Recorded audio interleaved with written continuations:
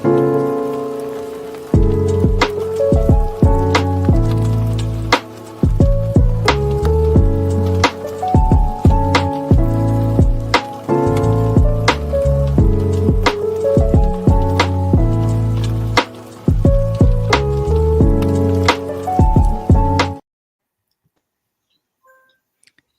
hey, hey. Good evening, good afternoon, good night. Happy New Year. We are the Melanated Council, Woo! part of your balanced breakfast. Hey. We stream every other Tuesday at 9 p.m. Eastern Time, 6 p.m. Pacific Time ish, around about, sort of. We are coming back from holiday time, so don't blame us. um, And as always, please like, subscribe, and enjoy the show. So, if you're new here, we usually talk about a topic, something that's trending. Sometimes we have a topic of the month. But tonight we're going to be talking about something that's been trending a lot more recently, which is what happened with Mark Zuckerberg's announcement. I don't know if it was today or yesterday, or it was within the past 72 hours, I would say. Um, it was about how Meta is going to be loosening its fact checking, which is wild. Ron, you're giving a face like, is this the first time you're hearing about this? I mean, it's fair. It is new. I saw a headline somewhere, but not even the individual article, more of like a composite news thing, and I didn't have time to read it. So for me, I haven't seen any reaction to this at all. Not on social media, Really? not even like a news or not even like a regular news article where okay, you can read the text and get a somewhat idea of what's happening. But like even that I've like not seen. So the way you said loosen fact checking, I hadn't even heard it described as that. I just heard maybe get rid of fact checking. But even then again, I haven't seen. It's just what headlines have I seen. So this is going to be interesting. Yeah, it's essentially I can't remember how Zuckerberg said it. He said it very honestly. I wouldn't even give him the benefit of the doubt saying politically. I'm not giving people the benefit of the doubt anymore. Um, but I'm just no. He just said it so poorly, and it was just like almost dystopian. This I think these billionaires are getting so bold because they can. Like, there's no reason for them to be politically correct or well, it was politically correct enough, just to say, "Hey, we're just getting rid of fact checking essentially and instead of I guess the team fact checking or being more moderation, they're just going to do like a community notes like Twitter." And he literally said that. They're gonna like I guess pretty much just be more like Twitter, which is the worst thing to do. I mean, in my opinion, I just think I find it to be just incredibly. It's a crazy time. I think you know, New Year. We should have been calling things out as they are. I hate. It's like, why am I needing to moderate how I speak when I'm not saying like there should be some types of moderation for sure. there just doesn't need to be like, for example, if any of you are on TikTok, hey, Happy New Year, Chad. What's up, Chad? Happy New Hey. Year. Saying of Happy if New any Year. of you if any of you are on TikTok, you'll start you've witnessed the change of speech. Essentially, instead of people saying dying or suicide or killing, they say unalived because Mhm. that way TikTok doesn't um I don't know, remove the content or Mhm. um take that user out of circulation more. You know, they say S8 instead of,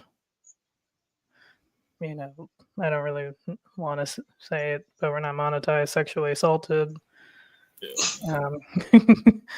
graped instead of, anyway, you know where I'm going with this. Yeah.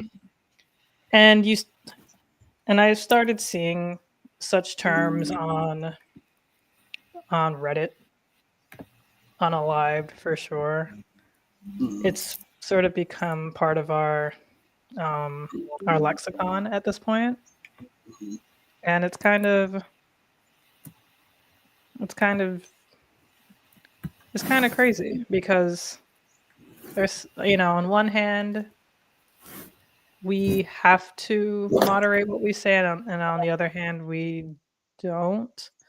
So of course it begs the question, what is allowed and what isn't? Mhm. I think we can all agree that there are certain things that shouldn't be allowed. There's no reason to say the actual N word with the ER for just no reason, or just calling somebody that just because your father never loved you. You should. I don't know why. I don't know why people feel the need to say that. I guess to be Fair. edgy because they're just Fair. like little teenagers and they're thinking that they're edgy when they're just being stupid children. And they lost the Call of Duty or Halo round, so Yeah, and if a woman Yes. on Call of Duty is like, "Oh, I should go back in the kitchen and make me a sandwich," like, how? Why are you all saying the same things? How do you have no originality? It's so wild. It's like Stanford. That's crazy. Mhm. That's insane. It is. Um, It legitimately yeah, is. yeah. It's scary times, and Mhm. because there's, especially with Meta, there's like over a billion users with a B on that, on on Facebook alone. I know that. I'm not sure about Instagram. I'm sure it's probably over a billion users. Mind you, there's about 8 billion people on the planet. So if 1/8 of the planet is on one of your platforms, that's insane. Granted, yeah, I'm sure a lot of it is like um me and my business sort of thing, like a user and their user's business, that counts as two when it's literally just one person. Mhm. So that's probably the case. Exactly. um but it that's insane, especially if it's like, especially if it's active users. I know Twitter, I haven't checked in a while, but I don't think they've gone over 500 million users. I think they're usually around 400 million. Mhm. I don't know if it's really increased or decreased since Elon has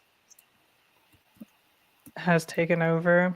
I think, of course, there's always the buzz and the hubbub about people leaving Twitter. I don't think it's really made that big of a of a difference of a dent quite yet. Um, I think people are still kind of going on Twitter because it's just habit at this point. You know, it's like smoking a cigarette after you eat. It's just habit at this point. um, I think some people, yeah, yeah, I'm pretty much gone too, Chad. I still have my account. I may check it like once every other week at this point. I don't even feel the need to tweet anything anymore. I just there's just no point unless you have a blue check mark. There's really just no point in really engaging. Mm-hmm. And I think there is because sometimes you still see a viral tweet that has no blue check mark. I don't know if that person just hid their blue check marks. I think you can do that. I don't know if you still can, but I remember there was like talks about it that you can pay but hide your blue check mark if you want to. So it just gives such like it just doesn't legitimize anything, you know? That's just weird. Um do you remember I mean, I guess it still happens to this day, but it was sort of the precursor to when kids would like buy all of the gear and stuff and maps or whatever the heck you can for Call of Duty Mm-hmm. before you you know players would just be really good at a game, create a user and things like that, like make it super good and sell it to somebody. I remember my cousin used to do that with I want to say the game was RuneScape. But I knew that people would do that with like other games. So that kind of stuff reminds me of the whole blue check mark thing where people just for whatever reason they were clearly jealous if you think about it would hate on the blue check mark people that I feel like Elon just kind of got them to hate on it. And then he bought the whole thing and then said like, oh, you could just buy it and get a blue check mark, which is insane. And then people just went and bought it because they wanted a blue check mark. I remember there was a time when I wanted a blue check mark, you know, back in the old days. And it's like, oh, you know, if I get really good at, you know, something or become like legitimate in some sort of field or some sort of thing, or maybe just get like super popular or something. Because even though I went viral, I didn't get a blue check mark because that didn't equate. You know, that was just like a stroke of luck. But then when you were able to just buy a blue check mark, it just seemed it. I don't know. It didn't seem. I don't know. It was very capitalism-y. That makes sense. That makes sense. Yeah, it was like I'm just buying the best character. Well, that's weird. Mm-hmm. That's weird. But then you realize you're not even good at the game. Mm-hmm. Mm-hmm. You know? I know it's giving. Oh, I'd rather sit down and have a chat with Jay-Z than take $10 million. No, I would take the money, of course. Capitalist. Right? I know it's kind of giving that like I want to do the conversation with Jay-Z, like screw that. Of course I'll just take the money, but I don't know. It just seemed like I guess because if everybody was in a I don't know, it just doesn't seem like you earned it. It almost seems like a participation trophy in a way, but you just have money. Mm-hmm. I just don't like that. And it just kind of showed me that people are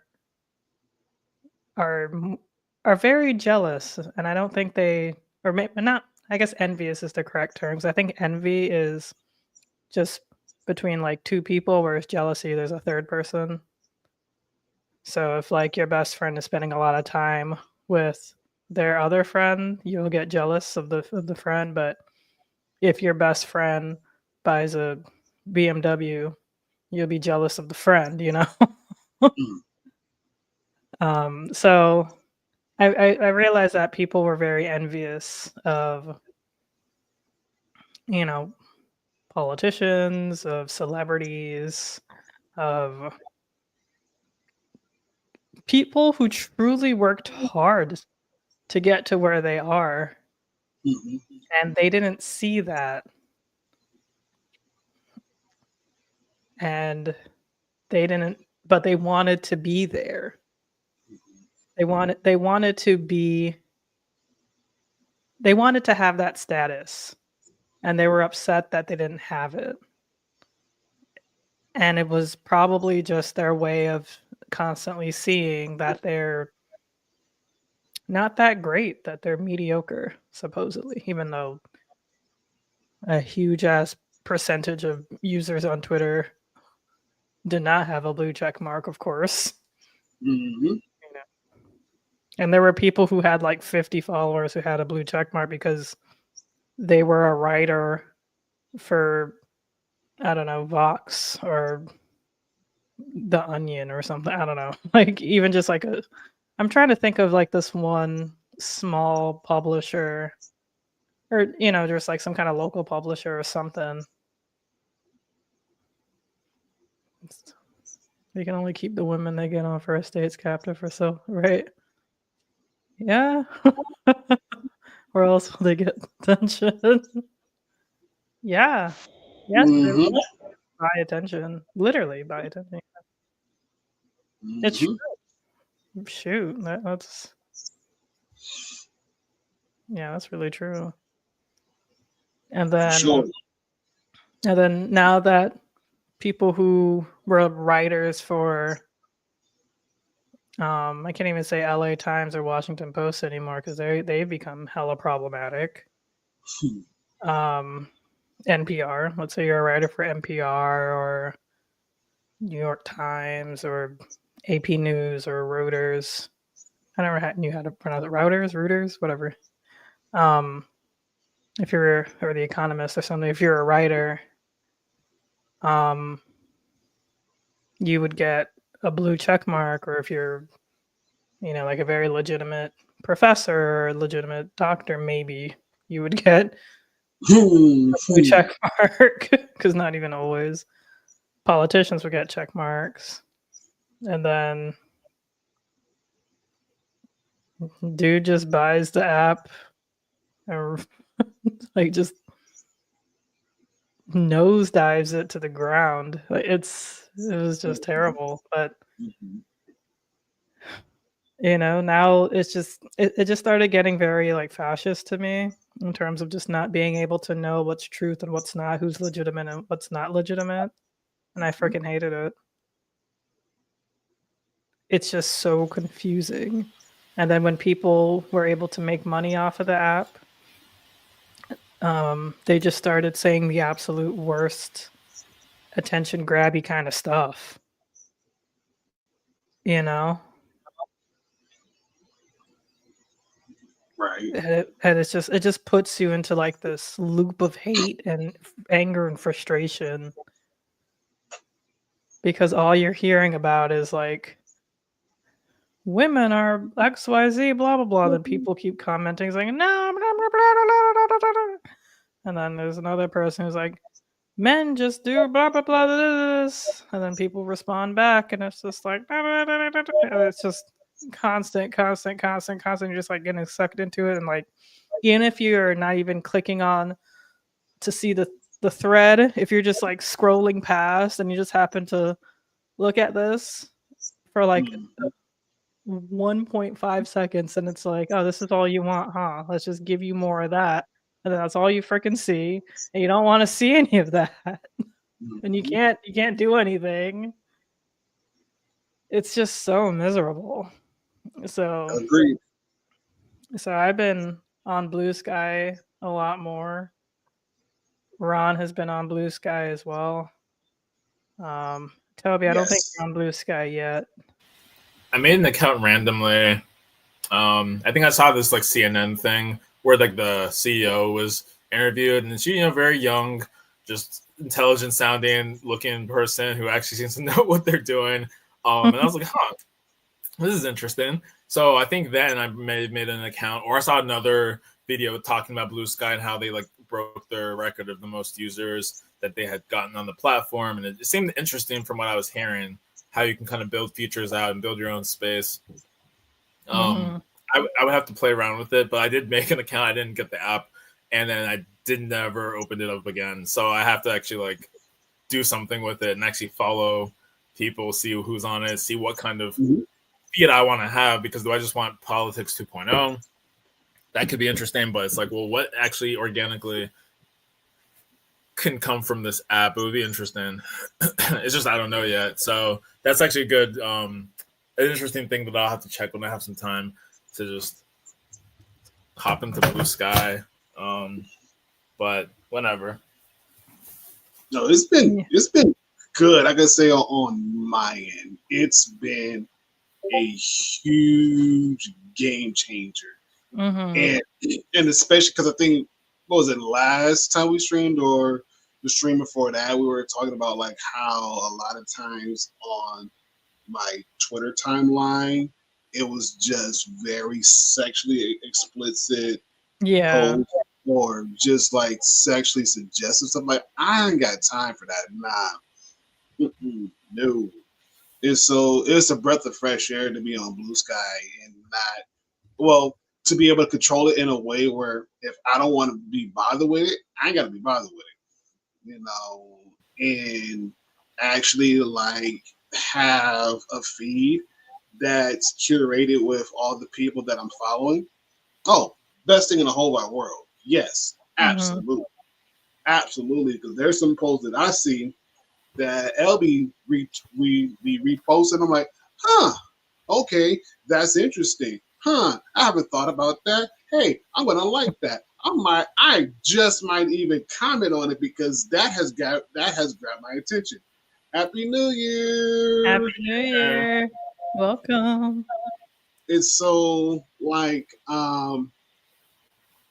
there was one recently. Actually, I'm following Lizzo, Detroit native, and like she posts a lot of stuff that's very thought provoking, and like she really does interact with a lot of her users. She really does. And I was at the point like, I'm going to say something. I'm going to chime in, throw in my 2 cents. As I'm getting ready to type out my message and everything else, I read it. I read the post and I kind of reread everything else. I'm like, rather than posting, I'm just going to like what she says and then I'm going to keep it moving because I don't want to be that one user that gets targeted for adding in my 2 cents when it's not needed. So I'm like, yeah, I'm good. I'm gonna just like it. I'm gonna keep it moving. But there's other people that I follow, like a lot of their content. Oh, it's good. It's solid. I've had no complaints whatsoever. None whatsoever. Yeah. It's starting to, ramp up a little bit. It's definitely like old Twitter. Like when Twitter first came out. When I joined Twitter, it was back in 2009. I think it was like May 2009. I think it was quite early. I don't know when the first ever tweet came out. It might have been like 2007 or 5 or something. I don't know. I rarely post back at slurs because a typo can get you canceled. That's funny. For real. Yeah, but So I was always on Twitter on and off since 2009. I didn't really get into my groove on Twitter until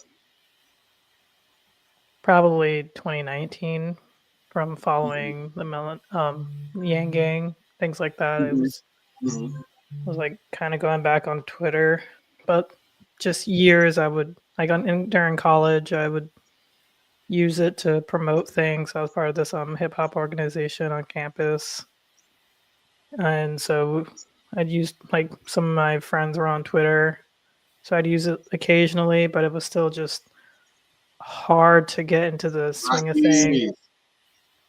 Hey, Rocky! Happy New Year! Hey, there we are. Yeah, Getting canceled. The fans of celebrities. Interesting. The type of getting canceled. The thing about Threads is like we were talking about this at the beginning. Is just that Threads is getting rid of just fact checkers and like a lot of moderation, it seems. So that's going to be lovely. Yeah, it's just essentially becoming like Twitter, essentially. So that's not going to be fun. No, not at all. One thing I was going to say when you mentioned like the comparison to Twitter, I've actually heard community notes can be pretty interesting. Actually, it's funny because it kind of ties into a subsection of the topic of like the way political discourse is going to happen with the way different news outlets either want to cozy up to Trump and lick boots, as Chad said, or people who feel like they actually want to be a bit more of a resistance, or at the very least some kind of arm that isn't just giving in. And so I remember there was this thing about Patrick Bet-David. If you don't know who he is, Valuetainment. It's weird. I only started seeing some of his stuff like maybe over the summer or like earlier in the year.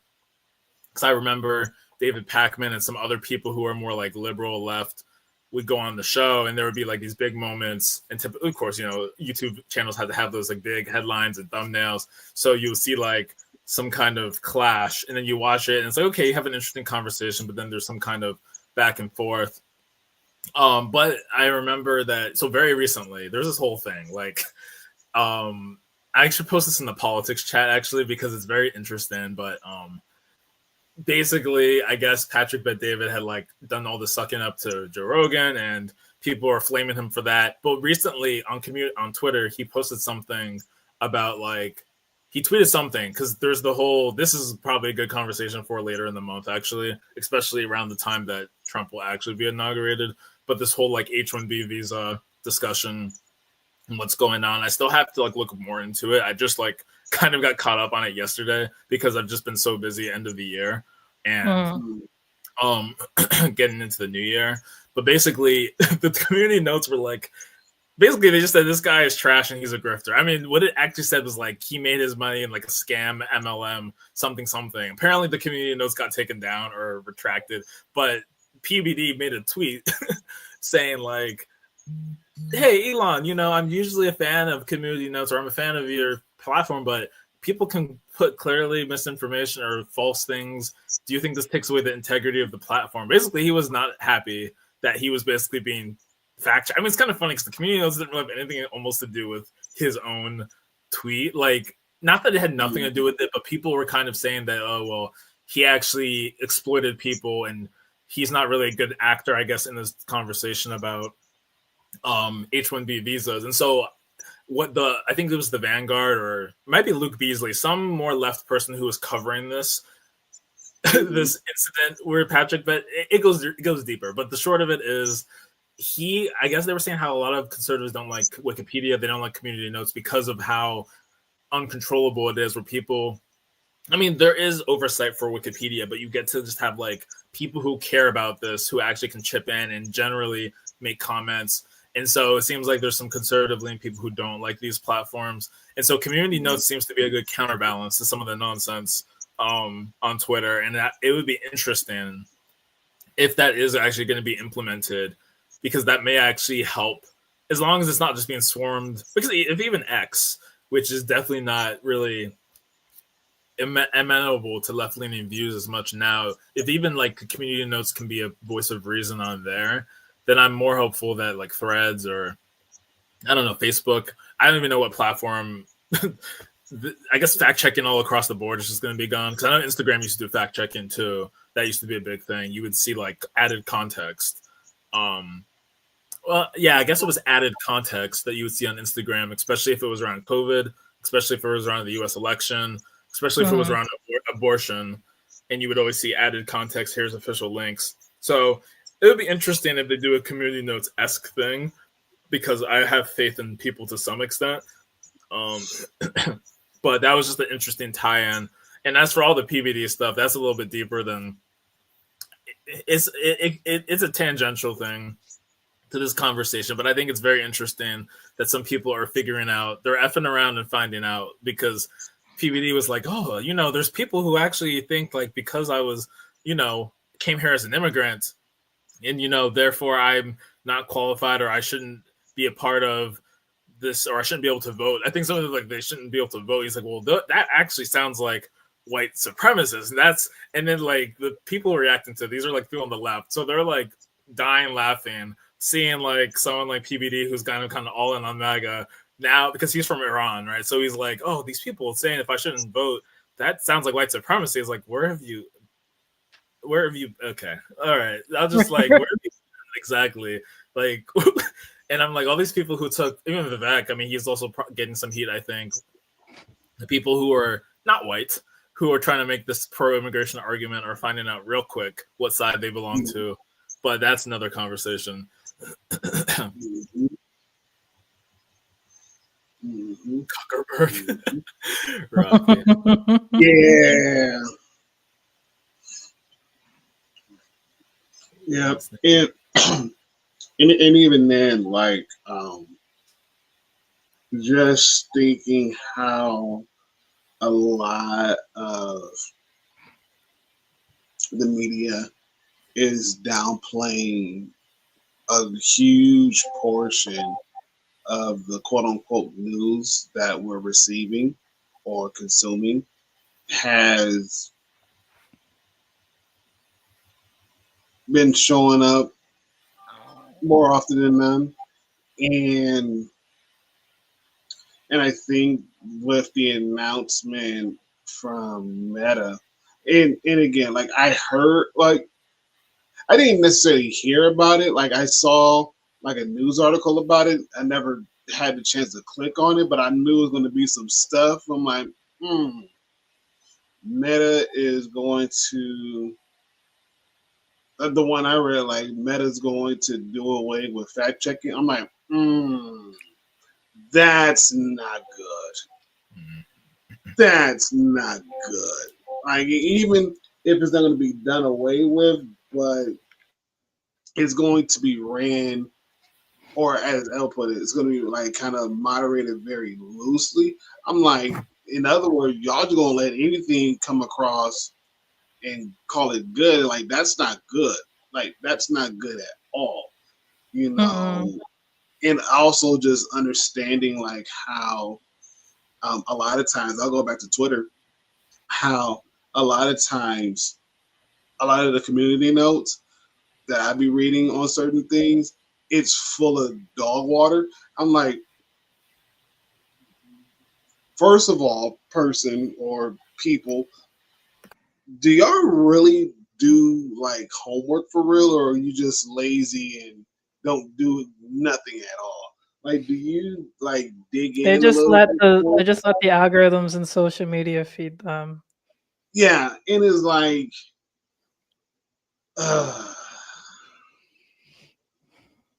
it's irritating. It's irritating. I'm like, y'all need to do your own research and dig in a little bit deeper, because maybe this person may be making a lot of sense and it seems nonsense to you because you don't want to take like an extra 5-10 minutes out of trying to figure out what post you're going to write that's going to make you go viral and whatnot. Like, nah, come on. Like that ship is already gone. It got smacked by an iceberg. It's at the bottom of the ocean. Like, nah, it's time out for that. It's time out for that.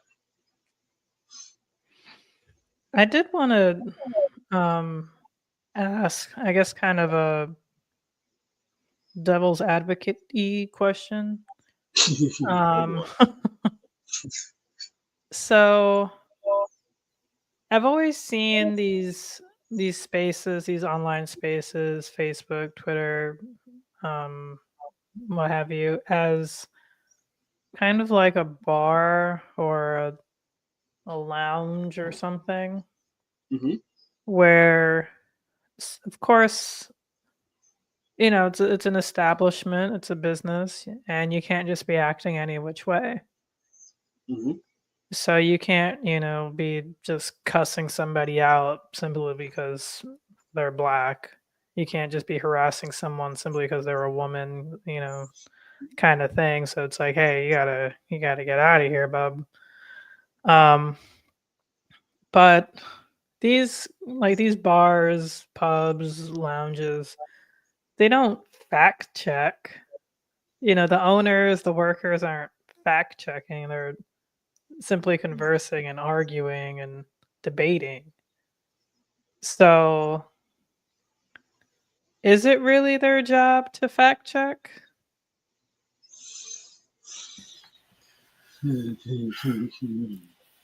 So yeah, there's two things. Go ahead, I Toby. guess. Take it. I gotta get some You water. have You go ahead. there's Get some water.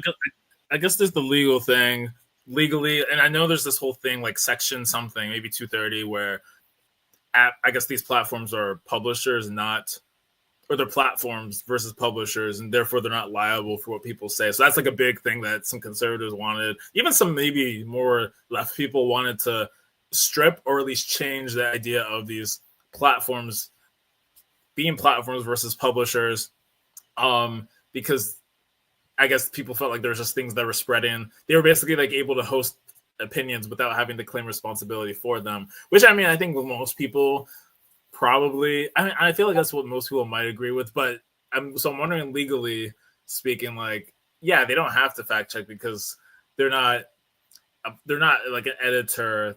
I mean, you know, the fact checking is a thing that I guess people felt like they needed to do because they just saw so much rampant wrong information.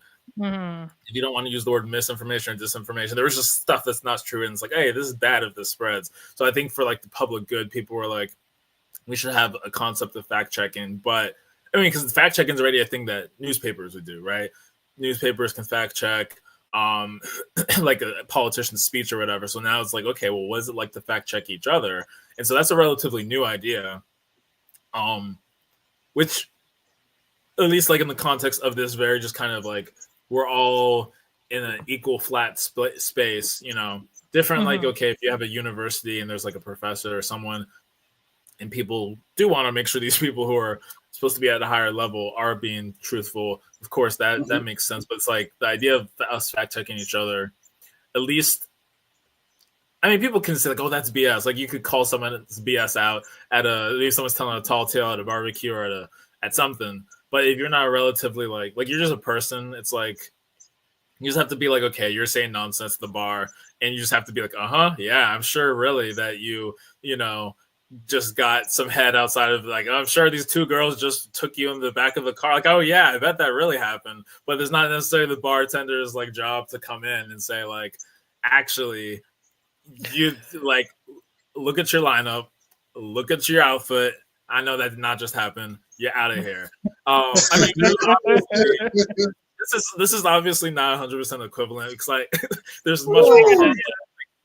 But it's an interesting idea to think about, like, who are these arbiters? Because if you consider it like a bar or another public forum, people can maybe call each other out and say that doesn't make sense. People get ratioed online for all types of bad takes, but is there like a formal policy to say, actually, the thing you said is not true? What should we do about it? That's an interesting. I mean, it's mainstream because we've been using social media in like our young adult life, right? But this wouldn't have existed in this like a generation ago, not for just regular people talking around. And now I'm gonna check these messages here. There's no credible. Yeah, no, you definitely got a point, Toby, because Mhm. it is hard to compare this to a bar. Like what Rocky said, a bar has no credibility for the spread of information. Yeah, like it's not a library. Right. And um I guess in a way, Mm, like a library, just like social media, is a free, like in a way, public space. Like I would consider that public. I guess if you want to make it public, so it's a free space. Everybody comes together, of no matter your economic situation, your socioeconomic class, or anything. Like as long as you have access to internet, and then you can join. You don't need a cell phone. You don't need um internet in your own home. You can go to a library and do that, or your school, or something like that. Um, and since this only started existing a generation ago, Gen Z, I believe, was the first generation where they had social media all of their lives, or not all of. I can't remember. Pretty much, yeah, because I mean, before like they're adults. yeah, for sure. Because you know, regardless, MySpace was around, and Facebook came out in, I think, 2004, technically 2004, 2005. YouTube, I want to say 2005. 2005, yeah. Yeah, I think Yeah. Twitter around that time too. So, yeah, there were definitely some Gen Z folks who that all they knew was uh, social media. Gen Alpha for sure, for Yeah. certain. Oh yeah. No, that's me all Yeah. there. Yeah. Um, Yeah. so this is, for a lot of young adults, it's the only way they knew how to communicate, Hmm. to gather. Hmm. So we do have to treat it as, I mean, I don't know, because like, should it? I guess it is being used as a information hub though, whereas a bar wasn't. Where like a library is used as an information hub, but like I don't think, at least, I mean, I'm sure there was probably a point where libraries were, had misinformation and disinformation, because there, of course, there are books in there, published books, where people are like, this is an amazing book, I learned so much, and it's just, a lot of it is just false or debunked. and Hmm. and things like that. I don't know. I guess it's like we have to just categorize it as just a new thing, and since like this is privatized, whereas libraries are not privatized, um, I guess, and if it's being used as a way to spread information, and like, okay, new train of thought. So you don't go to the library. You don't go to the library to see what Lizzo is talking about. You Hmm. might go to the library to pick up Lizzo's CD. Like they might have it. You might be able to listen to her music through the library app. You know, I'm sure I wasn't the. I'm sure it's not me. I know. I thought of that too. Funny enough, Chad. Because I'm Yeah. gonna try to. I was just thinking when I went to the mailbox today, because I got an Amazon package that was like at my front door. Then I went and walked to the mailbox and got nothing. It was like a flyer for like a bank, and Yikes. um um I was thinking like, man, they're probably gonna privatize USPS to like mailing, which is insane because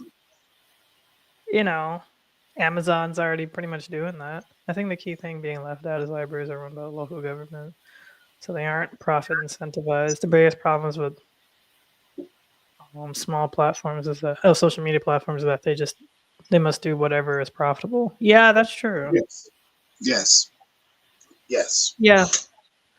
So I guess it's okay. So they must do whatever is profitable. So if, I guess honestly, spreading disinformation and misinformation is profitable because it keeps people on the apps.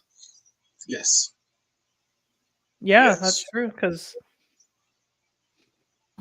I don't know, that is profitable for them. Like if they were to come there but it sucks because I would love to go to these spaces to just learn new things and find out the truth.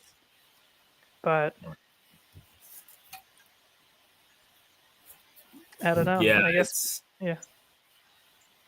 No, sorry, I wasn't trying to cut you. Oh no, you can go, Toby. I think the library thing is interesting. Oh man, I think there was a point on that well, there was a lot of interesting comparisons. So yeah, that idea of where do you go to try to like see someone's thoughts on something versus the way a library is constructed versus the way a bar is constructed. Oh, I think one thing I thought of was a tavern. So there was a point a long time ago where you might go to a tavern to hear whispers of whatever's going on, maybe the knowledgeable, you might know about strangers in town or like who, whatever. I mean, there's like old style, like I don't even know what era you would categorize it as, but like an era of like folklore, people writing stories, or even like a speakeasy, right? You kind of have these areas where the underground people know what's happening, but that's different, right? That's still very localized, very like you can get to know a lot about what's in that area at your local tavern, whatever. But but I mean, I guess even a town square is supposed to be relatively local. I guess it depends on how big the town is, and you can also have like international like plazas where a lot of travelers are going to come. Like if you're thinking of like Greece, like Plato era, Socrates era, where these people are just debating. I mean, these people get some notoriety, people come through, but it is interesting what the scale of a town square is and how big a town square should be. Like, are we trying to just have global conversations, national conversations? I mean, social media lends itself that, of course. But I wonder, like, the feasibility of what was meant. This is something I never thought about. But what was meant to be a town square in the first place for like a society? Because society wasn't always global, or at least, I mean, the idea of trading was, but like, you're not having community-wide conversations with another. I don't know. Like, it's kind of interesting. Like, I don't even know. Like now, like I'm just thinking about it. How do you compare a town square and that concept to what we're trying to do with social media? Why is social media a thing? People want to talk to more people, connect with old people. I mean, we're in a place now where it's just like you have every platform available. Like, I mean, even 2005, sure, you had these platforms, but you had to be a college student for Facebook. You had to sign up. Not everyone knew about all these platforms. Snapchat was kind of a very private thing too, back before 2010. Now anyone can get on any platform, and so what's the idea of that? And what are the rules meant to be? It's kind of existential, to be honest. I don't know. I don't think too much about it these days. I'm also like heavily exited off of most platforms. Like I have them in name only. I still need to make a new post or like anything, like a story or even a note for 2026, 2025. I mean, I was like, for Twitter, for Instagram. Facebook, I was in the works of making one. So I think I'm also getting more detached from these platforms in a lot of ways. Like I couldn't see myself never having them. And actually I do go on Facebook, but that's mostly just to post my Duolingo progress, to be honest. That's the only thing I try to keep up with every day.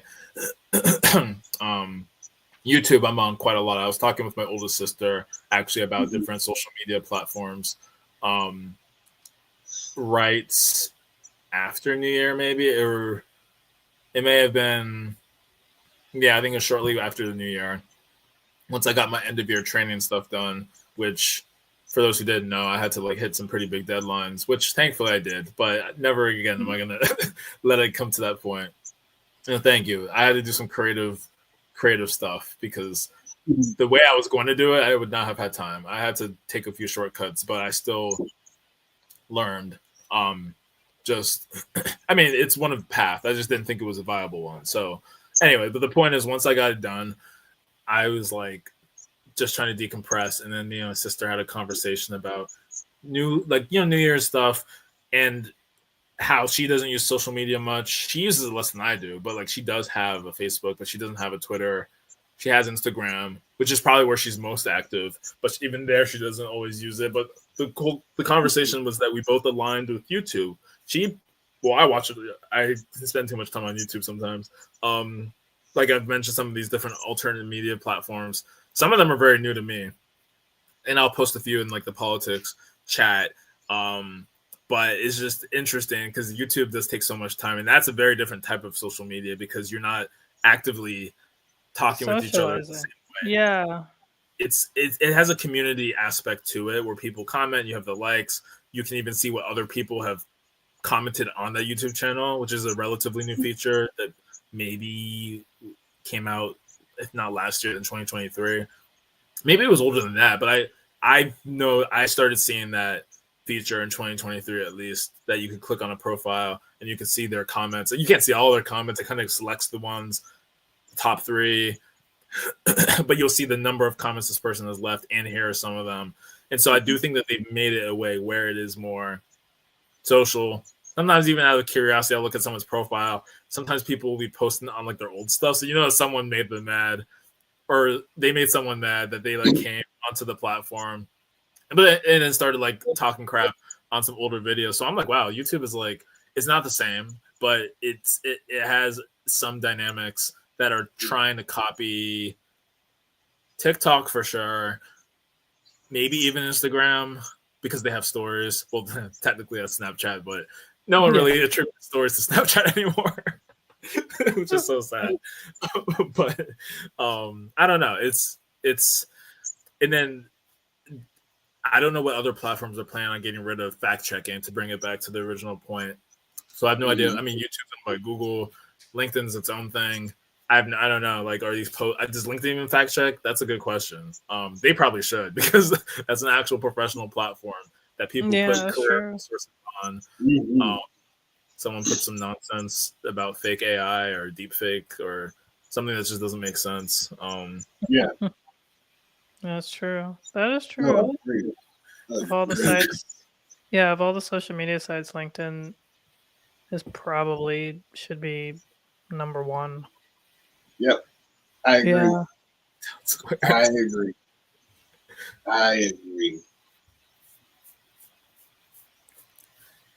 Please have more time put into them. Oh well, shorts are destroying that. Someone was talking about how they don't let their kids watch shorts because it's just so much slop. I mean, there's good, interesting shorts that are just basically parts. Like, they're things that they could have made a long form that they clipped, or things that are interesting, especially the music-based shorts. Like, sometimes people will dance, or they'll have different songs from different eras, or they'll like, I don't know, like there are some interesting shorts, but then there's also like Lord knows what, like just like anything else. So YouTube kind of was that first intellectual space. Like, you had the YouTube essays, that was a thing, video essays, which I never really, I think, got too into, but that was a really big era. You had people, I guess I have seen those type of videos. People, I don't know, I just would watch so many interesting videos, not just like the memes and the skits, but there were just like people who I would come across, and I'm like, this is actually kind of interesting. There are people who would tell stories, like funny stories, and they would sometimes draw it out or animate it. I think Swoozy or Swayze, I forgot the guy's name. He used to do a lot of storytelling. So I don't know, YouTube is an interesting platform, and they do have content moderation for sure in terms of like you see the context added. They're pretty good about that. You always see, but it's not quite community notes. You'll just see like context added. This is about abortion. You should look up this stuff. This is COVID. You should look up this stuff. The U.S. election, reminder after reminder, Donald Trump won on any video that references the election. So YouTube, I don't see them going away with it. With content, I don't think they really need to anyway. I mean, getting away with fact checking. I mean, I don't know what pressure YouTube is getting. Google and YouTube kind of seem to, not that they escape controversy, but they don't get slammed or in the crosshairs as much as like proper social media platforms. Demonetization is usually a big concern. Like, oh, I got demonetized for something, blah blah blah blah. But or sometimes even you get removed, or but I mean, that's different too. People, the algorithm's not treating me fairly. But I'm just thinking of it because the way that you kind of see Zuckerberg and Bezos, you see a lot of these characters larger than life. No one really talks about. I mean, the YouTube CEO was like someone Mohan. I just heard this person's name like yesterday for the first time in my life. I was like, wait, what? I mean, I guess it makes sense because YouTube was bought by Google, unlike the way some other platforms there were. So like Instagram, there is a head of Instagram, but that's different than like YouTube has a CEO. I was like, what? I just thought this is all under Sundar Pichai. I don't even know if he's the. I think he still is. I think he's still the CEO of Google, but I don't know. It was a man because I knew it was a woman for a while. The CEO of YouTube. She was really good. I don't know if maybe she's not anymore. Right. I do remember there used to be. Her name is Susan Wojcicki. I don't know.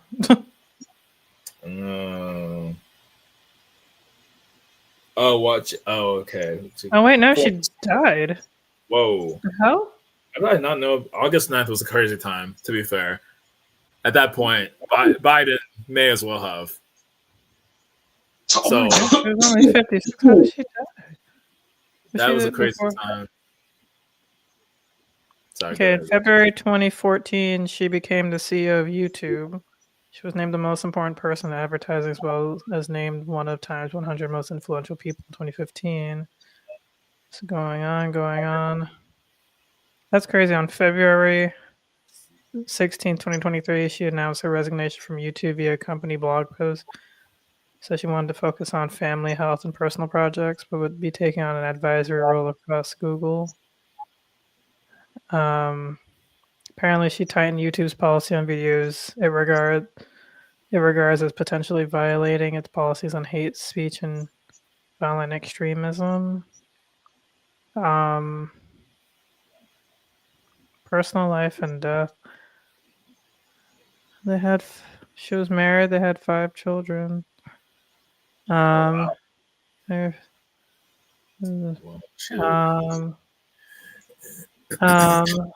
After living, so she died on August 9th after living with non-small cell lung cancer for 2 years. Number 1 cause of cancer death in women. Wow. And I would have just assumed it would be breast cancer. Yeah, non-small cell lung cancer. I've never heard of this non-small cell. Oh, geez. That's so sad.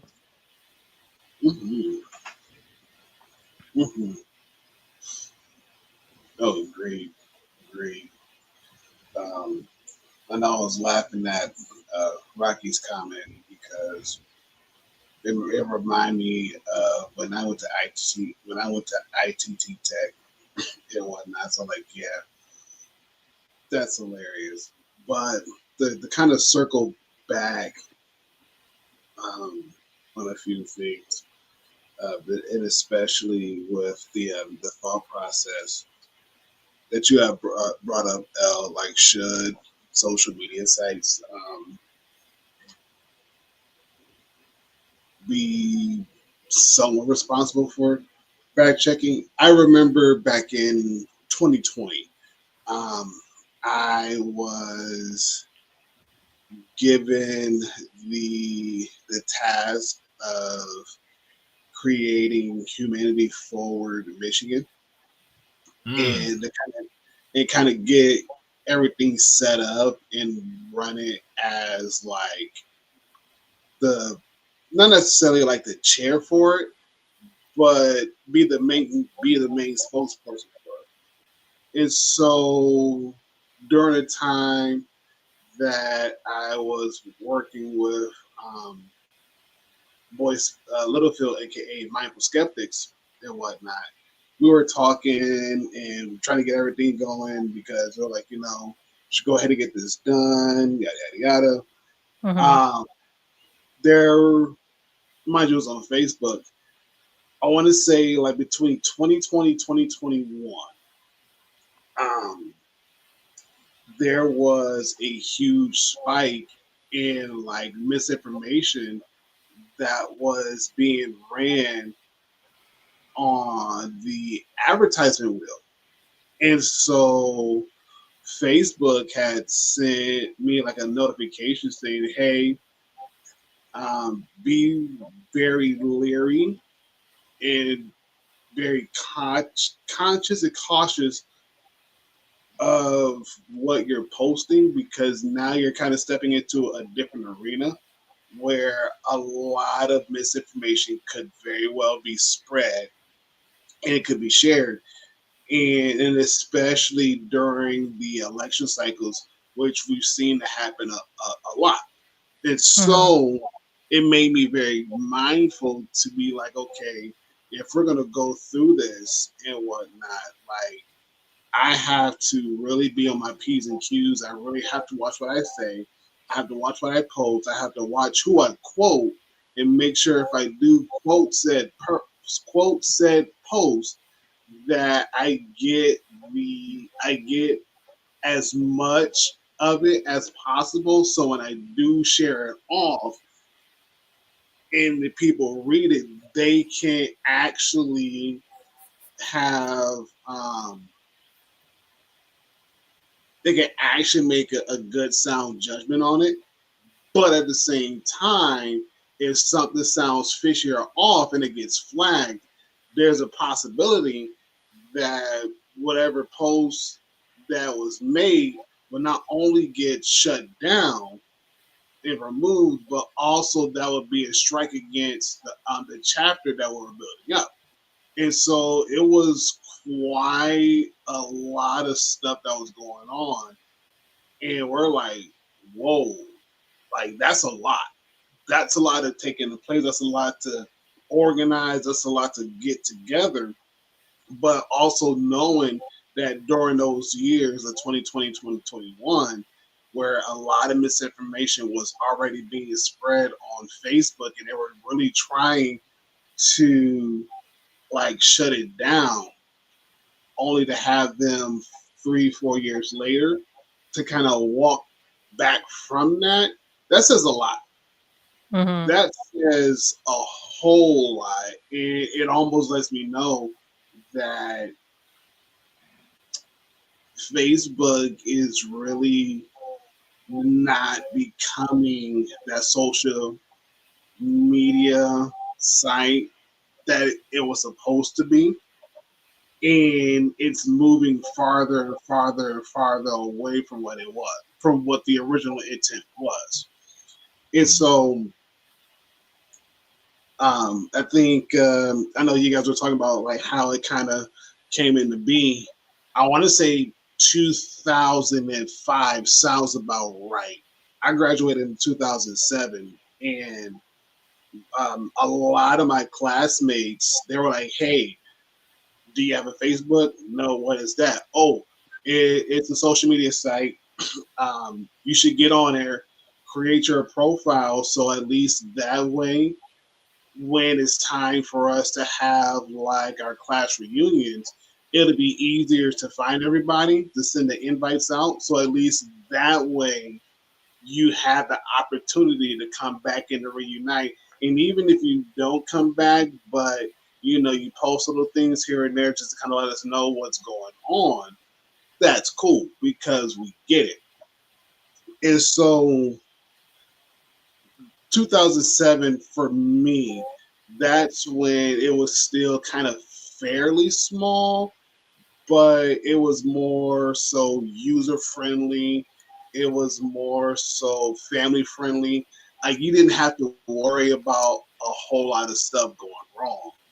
Fast Mhm. forward now, I'm like, listen, y'all, I'm about to get rid of my Facebook because there's so much crap that's going on and that's being put on there. Like, I'm tired of it, honestly. I'm honestly tired of it. I tell people this too, like, yeah, if you see me, if you probably will see that I have a Facebook. Absolutely true. However, the last time I actually posted on Facebook, that's a totally different story. Mm-hmm. Totally different story. It's so I tell like I use Messenger, but as far as like the actual Facebook side of things, like absolutely not. But what if I send you a friend request? It may be a month after you send me the request. I just might respond to it. I might. I might. I mean, if I were to pull up, if I were to share my screen and pull up how many Facebook friend notifications I've gotten that I probably have not accepted because it's either one from the same person, two, it could be somebody trying to hack into the account. Like it's gotten way out of hand. Like I'm not willing to deal with this at all. I'm not. Not at all. Not at all. And it's just very frustrating over the years. It's Mm-hmm. got very frustrating over the years. So there was that one, and then somebody mentioned something about I think Rocky said like social media is kind of like treating it like a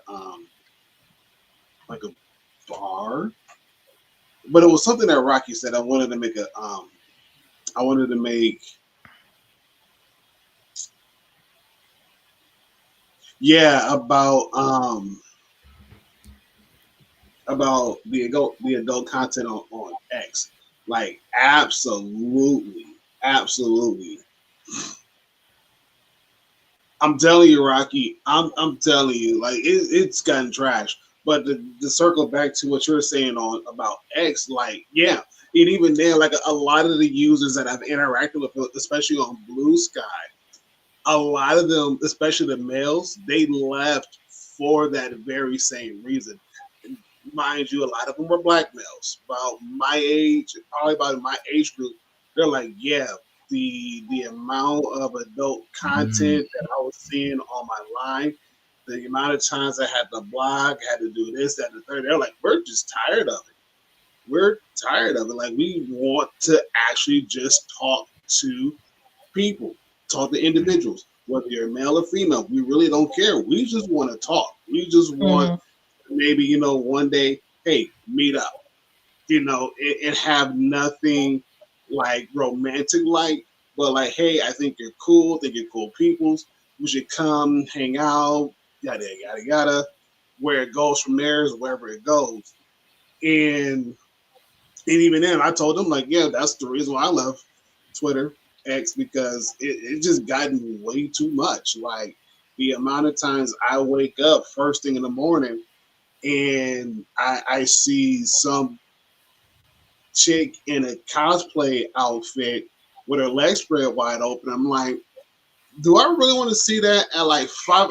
Oh yeah, like 5 o'clock in the morning? Like absolutely not. I'm trying to get ready to go to work. Like no, Right. absolutely not. Absolutely not. Nah. Mm-mm. Yeah. And one And of the even then, things. Oh, what? go on. Go on. Sorry, Ron. Okay. And even then, I'll make this last point too. A lot of the women that I talked to on Blue Sky, they said the same thing too. Like they were getting hit with a bunch of like adult rated content that they really didn't want to be bothered with, and a lot of the bots and the scammers that are coming inside their DMs are like, yeah, we're getting away from all of that because it got to the point where it'll be one message after another, where they're just report. Nothing seemed to happen. And it just kept coming and coming and coming. Like, yeah, no, we getting off of that too. I understand. I get it. I get it. Okay. Yeah. So, No, I was gonna say, mm, like the thing I like about Blue Sky is that you can just kind of curate your feeds, and Mm-hmm. so because it's it's a decentralized platform, whereas Twitter, Facebook, Threads, whatever, is centralized. So they're giving you what they think you want based on an algorithm. Whereas Blue Sky isn't really doing that. Granted, like, yeah, of course, there's like, I'm sure, like algorithms and crap like that. And, you know, depending on the feed, but if I'm on like, just like a different kind of feed of, I could just, if I just want to see a feed of cute animals, I haven't found that yet, but I'm sure it exists. And that's one of the things that kind of reminds me of, honestly, old Reddit. Blue Sky reminds me a lot of Reddit, where, if you just want to like just focus on a particular topic, they have a subreddit for that, and then you could just click on that subreddit and just look at that, and you could just curate your subreddits, your Reddit to just whatever subreddits you follow, and that's what I miss about Reddit. Now Reddit's more like every other social media app, where like if you look at, if you check out a post from a subreddit that you don't use, like it'll first of all show up and it'll be like, hey, people from, I don't know, Blue Jeans go on this subreddit called Black Jeans, and it's like, I don't really want to. It's like, okay, like this post seems interesting, let me look at that, and then it just keeps showing me stuff from Black Jeans, and I'm like, yeah, I like Black Jeans, but I don't want to constantly keep seeing things from Black Jeans when I follow Blue Jeans, So, like, I do like with Blue Sky how you can just kind of curate whatever feed that you're in the mood for, and just check out a feed that you're in the mood for, and just like kind of just stay there. Also, there's some feeds where you can actually get to the end of the feed, and then you're just done. Like it's just so nice. Yeah, that's a good idea, Dodo-chan. Well, that's like more so videos. Blue Sky isn't too good with videos quite yet. What I do like though is that you can put up a YouTube video and it'll play the YouTube video, on the platform itself, which is so smart. It is so annoying when Facebook and Instagram and I think Twitter started doing that, where it will take you to like a separate stupid YouTube page, kind of within like their browser-ish, like my god, sort of thing. Yeah. And it was just a terrible experience because, like I use YouTube without ads. I have YouTube Premium. And then you're looking at Instagram, YouTube, and then you watch this ad, and then it's just like a horrible experience. I understand why they're doing it, to like annoy you, and not to use, not to click on any of those apps. I mean, click on any of those links, because you're gonna like get an ad because it doesn't know that you're not signed into this, because you have to sign into the Instagram, YouTube browser kind of crap, and that's just a whole other step. Whereas before, you could just like watch the YouTube video directly on Facebook. So I like that Blue Sky, you could like watch a YouTube video directly on Facebook, on Blue Sky. And that's just very nice and convenient. That's because that keeps me on the app more so. That's a better way of keeping me on the app than going to like a terrible experience. But that's because Blue Sky is decentralized, so it doesn't really care so much about other URLs. In fact, it seems like it encourages it a little bit more, because you can use like a domain name that you purchase as your username. So if you have bluejeansallday.com, if you own that URL, if you own that domain name, that could be your username. And if you're a famous blogger about blue jeans and you talk about blue jeans and you have different brands that you like, and like you're kind of well known in that field, like if you make your money in affiliate links or whatever, that's very advantageous because then they know, your followers and like, people that enjoy your blog can know that that's you because only you have access to your own domain name. Like no one can just grab your domain name. That's not, it's not easy. So that. I think that's like super cool, especially when it comes to branding and like, and so you don't really need a check mark or some kind of verification. Like that's enough verification because it's like they're already paying for their domain name. Why pay an app or to show that you're legitimate when you could just use the crap that you already have to show that, that you already pay for once a year. The reason you don't like the black jeans is because you're European control. That's funny. No, Dr. Umar would not like me because my boyfriend is white. That reminds me of this video where I guess a black guy was dating. Well, I think he fake dated a white girl and had an interview. Somehow he was able to get an interview with Dr. Umar. The two of them maybe on a live stream, or maybe he was in person with him. I have to watch it because I didn't watch the whole thing, but like it kind of starts with some of the the clips, and then he's like, "Let me explain how I got a fake girlfriend, fake white girlfriend, so I could troll Dr. Umar." Anyway, but obviously in your case, not trolling. No, so no. It would be a very genuine interaction if you somehow met him. And it's like, yeah, so about my significant other, but okay. That is interesting though.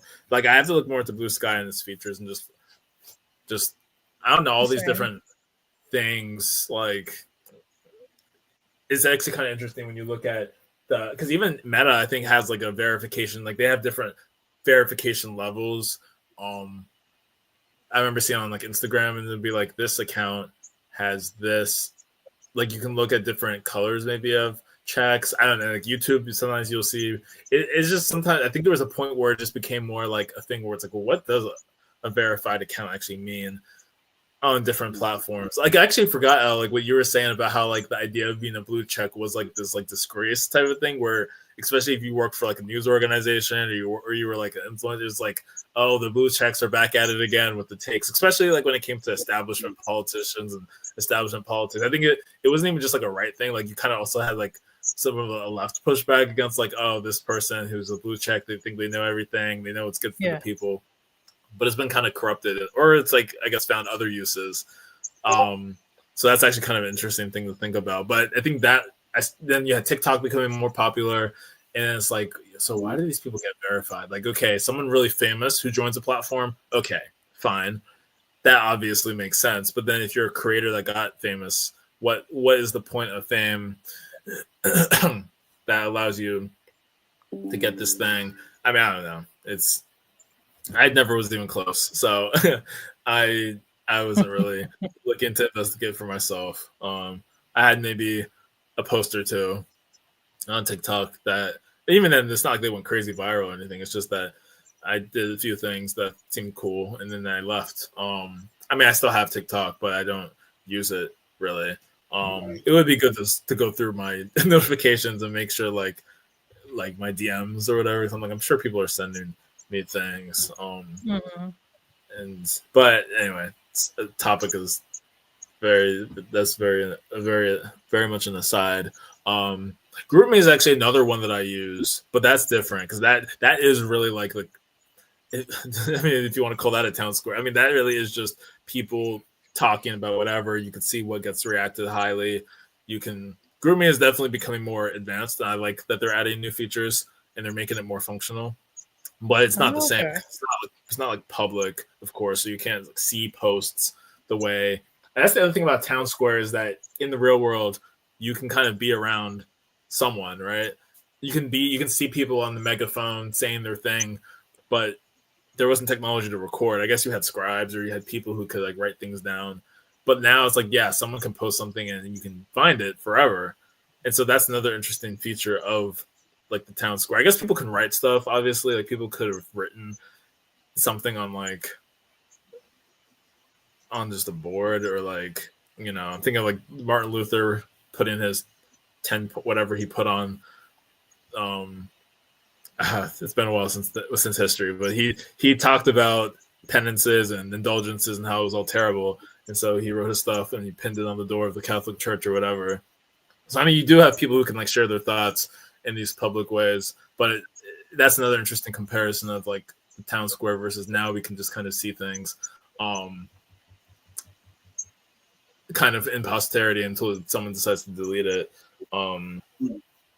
But just a random kind of thought. No, I think it's valid, you know, and even then, treating social media like town squares where you're able to not only give away information but also receive information should be very, very key and very crucial because we live in such a digitalized age where it goes and comes quickly. Just build town squares. Yeah. I mean, it's possible. Yeah. Just build places for people to go and meet up. That's free. It's possible, sure. I will say this. I know in my city, I don't know about anybody else's city, but I know in my city, it can get a little weird. And not necessarily in a good way. It can get weird in a very bad way. And again, my town is very Republican, very conservative, though it does have some kind of left-leaning people coming in. The thing about it is because of the fact that, like I said, very conservative, very right-leaning town, pro-Trump, you let somebody come up on the town square and say, you know, guns that hold more than 30 rounds in the magazine should be illegal to have and to own and to carry. You're going to have all these Trumpers show up getting ready to gun this person down, all because this person feels as though any gun that holds more than 30 rounds in the magazine shouldn't be legal and whatnot. Oh, yeah, they're going to have a whole entire field day. A whole entire field day. Or, let's see, I'm going to pause so I can read this. Oh, my God. That's actually another good one. NOLA, even the Cybertruck thing. There's been a lot that's happened over these holidays. I think about it. And it's just like, I would like to hear Rocky I think I know what you're talking about. There's just so much nonsense over. I was like, why do I go on YouTube and watch? Like, why am I on YouTube reading comments and some of the worst things maybe not the worst things I've seen in my life, but I'm just like terrible takes. Thankfully, I found a video of the guy. It was like some technical, like almost like a video he was talking about his like technical background or something. And I remember one of the top comments was like, because like he's clearly an American-born guy. So he's like, I could have sworn this guy was let in by the Biden-Harris open borders. And I was like, thank you. That was like sarcastically, of course, he was saying that. So I'm like, someone has sense. Because when you go to the actual videos like ABC or whatever other platform, I'm just like, what is happening? Like, is this how we're starting the new year? I mean, we're allowed to show ignorance, but this is kind of a lot. Like, a lot of assumptions and a lot of. So I'm kind of curious, Rocky, about your point with news. Are there just when you see some of the reporting? Because I'm thinking there were some interesting comments and people had speculations, but those were more just regular people. What were some of the false things that news was reporting? At the risk of starting a whole new tangent. I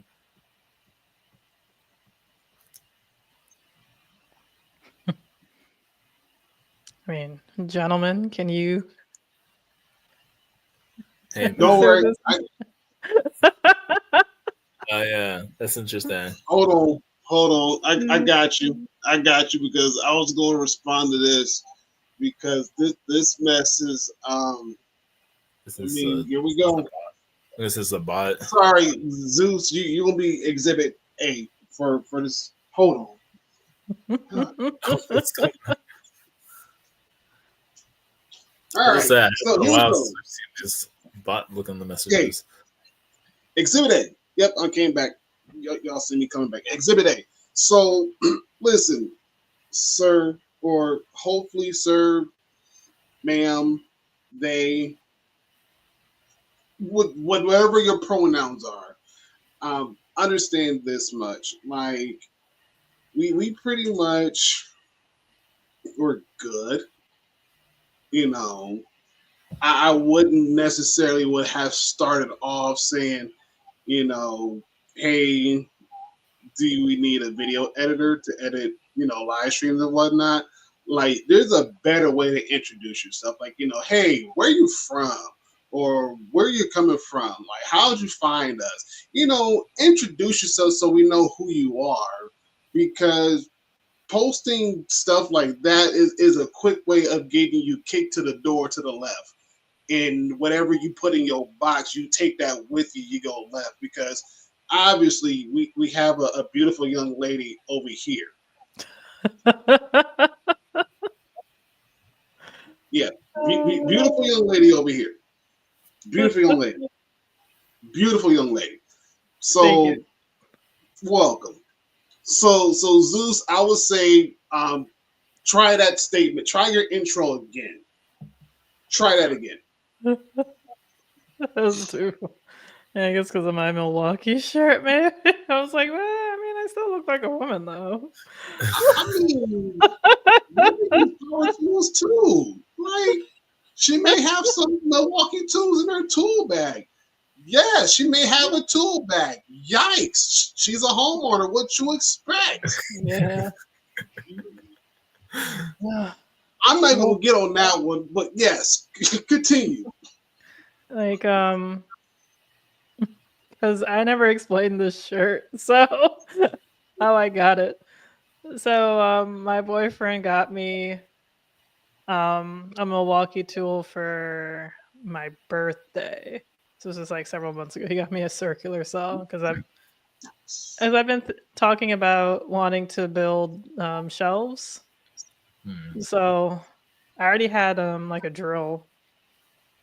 So he got me a circular saw because he felt like that was the next best thing.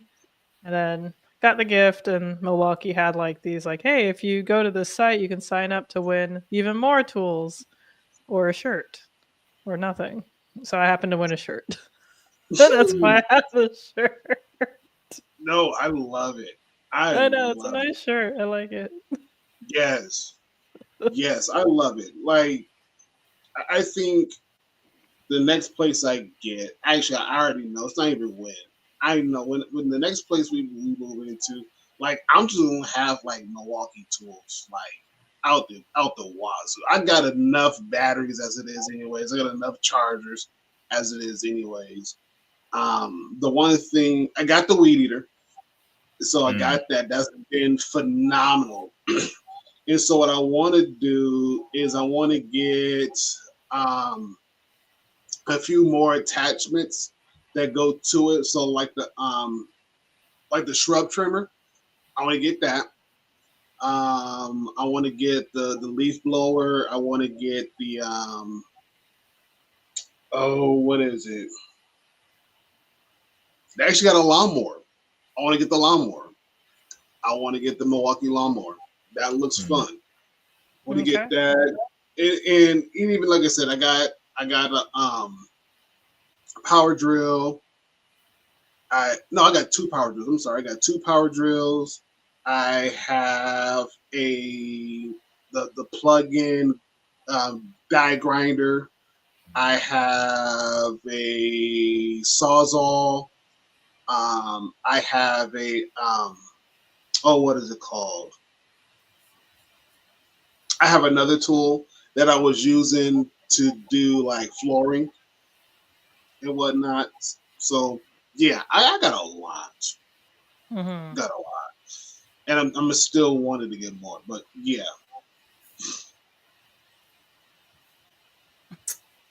Yeah. Yeah, that's yeah. that's There you go. that's yeah. Even though I'd be lying if I said my boyfriend wasn't is obviously the more handy one. And his friends are very handy as well. So Okay. Mhm. yeah, but I've been slowly getting better and getting more handy. Just over the weekend we put together an IKEA like TV entertainment little thing. Not the full thing yet because his roommate had an extra one like in his closet for a very very very long time, and he just kind of gave it to me because I was looking for a new entertainment console. Mhm. And so I was like, yeah, sure. So we put it together as much as we can, but it was nice. Like I like building things, and it's Mhm. fun to do together. Even I like, yeah, I know IKEA is like elementary building, but it's a way to start. And like, heck, they do make good stuff though. Like their furniture is solid, and I like Mhm. that because it's cheap and you have to put it together, and that's why it's cheap because you have to put it together. Yep. Yeah, Yeah. it was a trade off. But I do like that like they make it for small spaces too, because that comes in handy. But I've saved honestly like 7 inches of width from my old entertainment area to my new one, so there's like more space in my living room, which is nice. Nice. Yeah, and Nice. I'm planning to build some shelves to hang plants, just to put Okay. up more plants in my living room. Becoming Nice. a crazy plant lady. Hey, nothing wrong with that. No. I got some poinsettias that Mm, I got some poinsettias. I got a couple more plants that I got over for Christmas break, and mm, and I still got my money tree from like last year. nice. That's still up and going and whatnot. That's right, Yeah, Chad. Yes. yes, yes, and even then, I won't even say low key, but really, I am starting to enjoy. I am starting to enjoy having plants inside the house. Um, Mm, you know, it does make the house look different. it It does. does Yeah. bring a whole new vibe into it. And even then, just a simple fact, like, you can take care of this and get to water it and see it bloom and make it smell nice and all that other good stuff. Like, I'm all for it. I'm all for Yeah. Yeah, I'm loving it. Yeah. I used to not really be too big of a fan of it because my mom is like has a green thumb and was always into plants and still is. But it. growing up, it was just annoying when mom would want me to just like water all these plants because it was a chore. And I'd Right. rather be doing anything else. So you had to like fill up the water and wait, and like they would be like very dry, so that you'd like be pouring for a long time because these would be like some big plants. So you have to like water all the soil for it to come down, and the roots and everything, and then go to the next plant and do the same thing, and I mean, when I think back on it in retrospect, it wasn't like that many plants. It was just a thing to do when you're a child. You know, you're like a Yeah. teen or something, and it's just like ugh.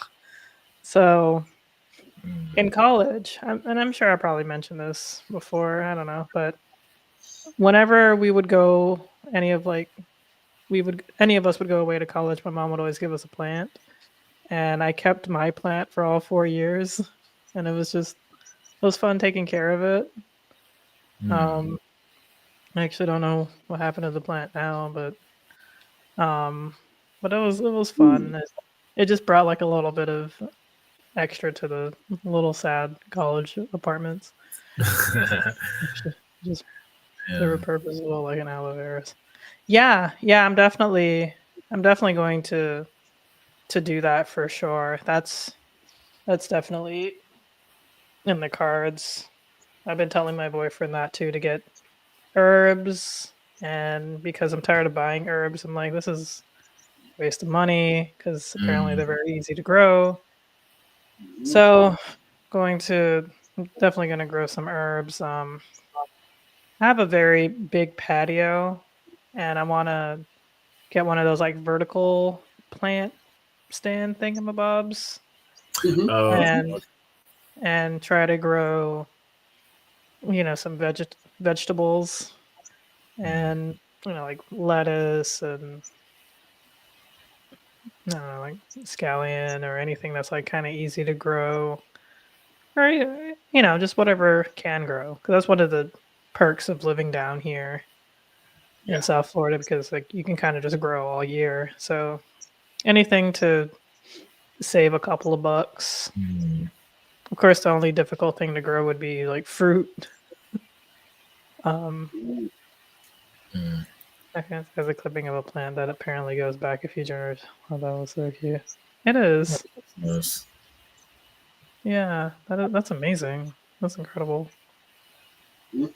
Yeah, I still have some of the plants that my mom just kind of left behind when she moved out. Mm. I've just been taking care of them since. They're just in the front, so it's fine. There you go. But I've been taking I care of remember them. I remember some old plants like in this like global, like I don't remember, like there's this plant that was always just around, like because we don't really have a lot of plants per se that I can remember, but there's always that one, and it came from house to house to house, and apparently they got it when I was, possibly either before. Well, I was born in Missouri very shortly after my family came here, so I mean the plant must have gotten purchased around then, but I'm like, wow, this plant's been about as old as I have. Like, that's kind of crazy. Mm, But yeah. I was just home in from Christmas to New Year. I went home, Southern Maryland, to my parents. I mean, I didn't, because the house has been so renovated over the last years. Like, it doesn't even, not like it doesn't look nothing like the same, but they've done some new changes even recently where I'm like, wow, they're really changing quite a lot. So I mean, I don't think about like, I would have to think about where would that plant be. It might be gone. It might be, maybe it finally is done after almost 30 years of life or however long. I don't know how long plants are supposed to be able to last. Yeah, I don't know either. But the fact that thing was there 20 plus years, I was like, wow. And I don't remember Mm, people watering it. Like, do I remember people taking care of it? That's so weird to think about. But yeah, you take care of your plant, and like I guess it just happens in the background in a lot of ways. I mean, my mom has like an actual garden, so like there's actual. I should have taken more. Well, it's also a cool time of the year. I have to check it out more sometime, summer, fall, to see like actually what that's like. Because she had gardens, like we had gardens growing up and all that type of stuff. But I think she kind of got back into it in recent years, but I haven't properly kept up. So, you know, it's the idea of like gardens is of course cool, but then there's like just the plant aesthetic and just having the plant. I think that's also really dope. mm. Yeah, do more things like that. That is actually really interesting. Yeah. Um, Yeah, that's true. I think that's partly mm, why people are, trying very hard to hold on to traditions. Mhm. Um, there is definitely some controversy for holding on to some traditions. However, never forget you can always just create a new tradition, too. which is very fun. And you can also just make your own take on it on a tradition. So, but I think what's like very important when it comes to continuity is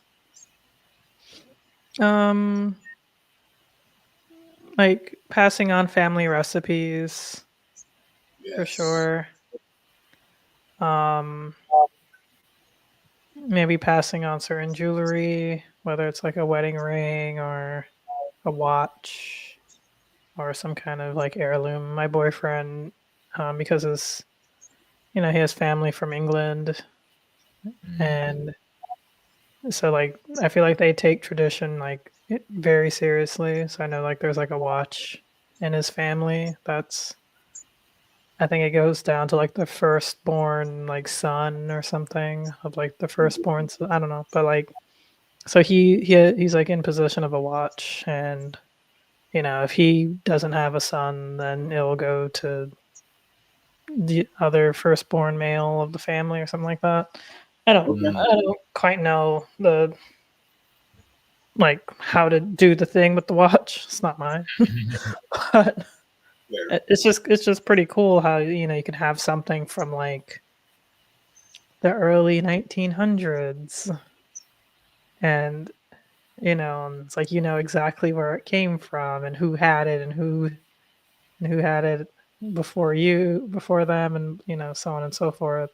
Like it really is just something incredible, for sure.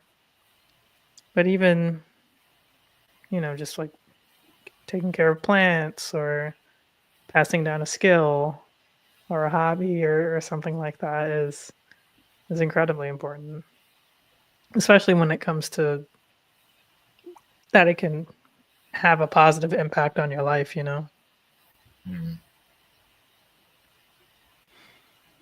No, yeah, I agree. That is because, yeah, even thinking about it, it's like, are there things that have been passed on? I mean, having family on different continents is also a bit of like it just kind of is a little disconnecting. We have our family here, but vast majority of my family would be in Nigeria. So I'm kind of thinking of like what gets passed on. I mean, you have like land. This is actually something that was just being talked about in the holidays. That okay, there's technically land, my father's house, but there's apparently, there's other stuff that's in the works, maybe, but that's like more like like stuff that okay, inheritance type stuff. But when it comes to like just something that's like handheld, or like here's this, I don't know. That's actually an interesting equivalent. Like I can't think of something where it's like this, clothing or fabric or even like an old deed, something that may not have as much meaning. Maybe not something that has as much meaning, but something that could be a throwback to the old days. I can't actually. That's a good thing. Maybe I'll ask my parents that. Like, is there something left over from your parents? Something that was even pre-independence, right? Maybe something that was from the colonial period, pre-1960 was Nigerian independence. So that would be actually an interesting thing, like how to kind of trace certain historical objects. Yeah, true. Well, actually, I do know something because apparently my dad's university, which I mean was in, I have to see what state it was. I'm pretty sure it was a different state from where my parents are both from the same state, different villages. And they went to university still in the southeast of Nigeria, which is where Igbo people live generally. But it was out there. I mean, I always knew they went to that university, but my dad was kind of telling more stories and how he really stayed there. I mean, he did like what they do, like a service, right? A lot of countries will do like a mandatory sort of service. It's more national service than military, but you do like a 3-week boot camp esque thing, and then you do like a year of service. Generally, and you can be with any kind of governmental or NGO type of something or other. My sister actually did it, even though she graduated from university here. I mean, she was raised here.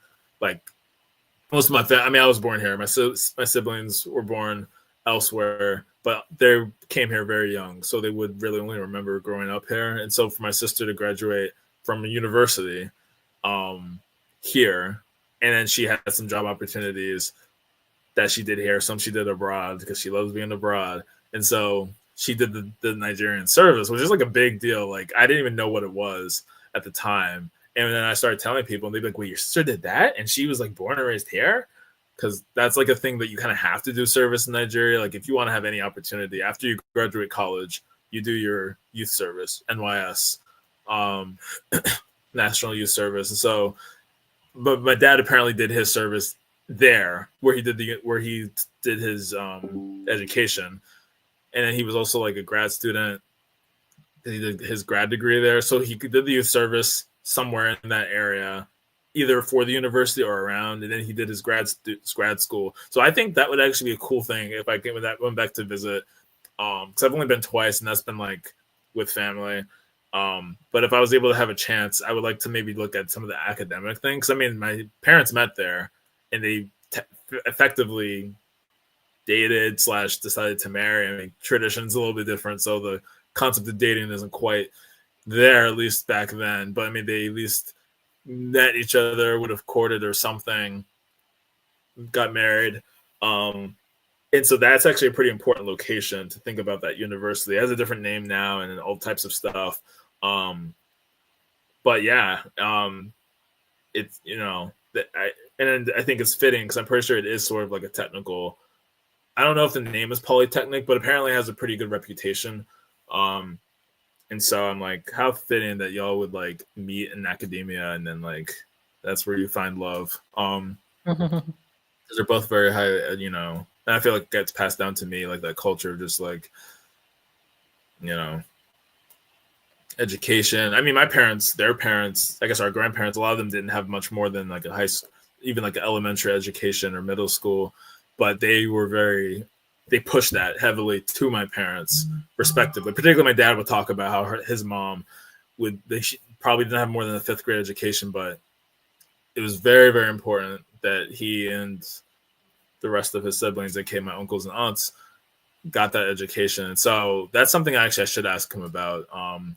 It's going on a trip for unrelated things, but it would be good to ask about that. Anyway, the dates aside, I can still talk to him, but so yeah, that's an interesting idea, Chad. It's something I'll think about a bit more about, like shared family connections, things that I guess there's things that are there, and then there's things here, even in the US, that I can think about. There's the place in Europe. I mean, not like it matters if I say it, but like my siblings are born in France, so there's that area. I've never been to France, and I would like to. It would be nice to go to that exact place, because I would have been born there too if my mom had waited like 2 months. She was very pregnant. Not sure if you're supposed to do that, but she was like 7 months pregnant when she came here to the US, if not 8 months. I think they came here in January.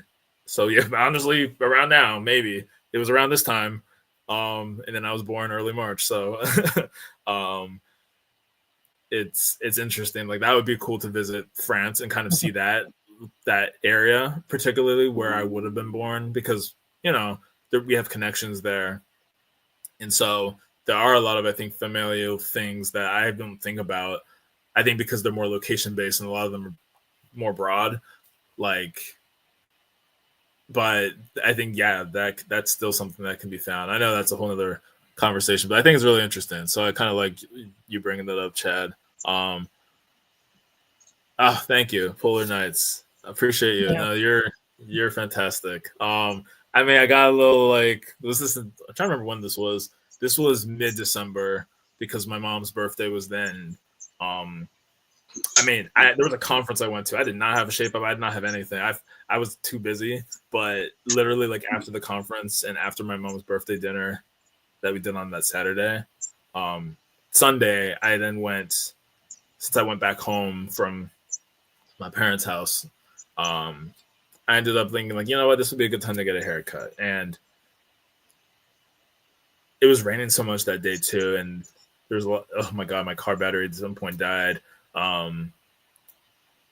Yeah, That stupid car battery. Actually, most of the issues why my car battery would die was my fault. Like I'm just so I don't use gas and so I don't ruin my MPG. I'll like charge stuff. So I'll like keep the engine on without turning on. You know what I mean? Accessory mode or whatever. So let me charge my stuff. And I forget. I'm like, I'll time it so that way I can turn on the engine before it dies. But you never know. And so by the time you see the lights flash on the dashboard and like the whatever display, like with the GPS and other stuff, it's too late. Like it's not going to start. So then I have to use my portable jump. But recently it's actually getting to the point where even when I don't do all that nonsense, it still just dies. So like I'll turn it on, I'll try to turn it on and it'll sputter. Usually it'll start, but today was the first day that it actually was not starting, and it's also very cold. It was snowing. I forgot to mention that at the start of the stream. I had to unbury my car because we got quite a lot of snow Monday, literally like 11 p.m. Monday. No, 11 p.m. Sunday, like 10 or 11 p.m. midnight, basically Sunday, up until just 10 p.m. last night. Just 24 hours snow. The point though is that I got myself a little haircut, and despite my car decided to not start and other stuff, I still got to look fresh. Head to France, French woman, the French man. Yeah. Oh my god. Maybe that's where I get it from. It's my almost French roots. Roots, but there was some influence. Oh yeah, Ron's been on a forever. He's been on a forever trip. Yeah. So travels so often. Every time we stream, he's still on that plane. Mm-hmm. It's nice too. I got a charger. No, right here. Charger right here for my phone. Boom. Yeah, right there. I love it. I love it. Especially going to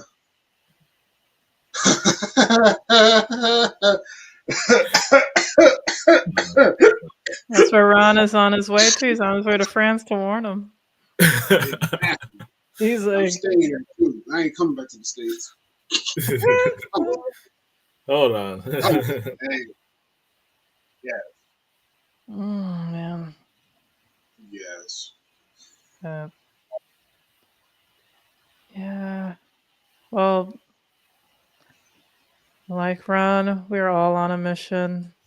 We're all on a plane, and fortunately, we gotta land this plane.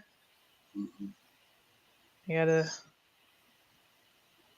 wrap this stream up, y'all. Our first stream of the year. Thank you all so much for coming. You guys are always wonderful and amazing. Yes. We don't need to tell you all that. You guys have the fortune of waking up and being yourselves, which is incredible. Yeah, our next stream, of course, will be in 2 weeks with another fun, amazing topic. Right. Yes. Okay. Yes. Yeah. Anyways, we hope y'all have an amazing night. Yes. Yes, please. Yeah. Let us know what y'all did during the holidays, because I've had big holiday brain. You know, I don't know. Like the holidays being on Wednesdays was weird. Yeah, that was Yeah, especially for those of us who like didn't take any time off and just worked, but had Wednesday Christmas and then Wednesday New Year's off, like I did. It was just. Oh, I really thought you would have taken, because I feel like you're a proponent of holiday, like you're someone who I like even look up to in a way where I'm like, man, people who actually take the time that's allocated. Yeah, I do. I usually don't take the holidays off really, because I always take the week after Thanksgiving off. That's my personal tradition. So I usually just kind of stay and work because it's usually not really busy. You're just like True. taking care of like, you know, just making sure things are running as per usual and falling apart. Yeah, like things are, you know, things come and go Yes. and you know, like just managing, you know, things here and there. So it's usually pretty easy because everybody's taking time off. But I was like, yeah, I'll just work. It's fine. But it is just, I don't know. I think I'm probably gonna at least, especially because New Year's and Christmas is gonna be on a Thursday night this year. I'll probably just take the Friday off for both of them because it's weird. It's so weird. Yeah. Yeah. But with that said, y'all have a great night. We love y'all. Definitely chat with us in the Discord. Continue the discussion. I know you won't see our faces live for 2 weeks, but those like we are in the Discord and Yes. it's truly us. It's not AI. It is not bots. At least not yet. Not yet. I was gonna say. Yeah. Mm-mm. Yeah. Get rid of them. With that said, we love y'all. Y'all have a great night and Happy New Year once again. Yes. Happy New Year, you guys. Happy New Love Year. y'all. Happy New Year.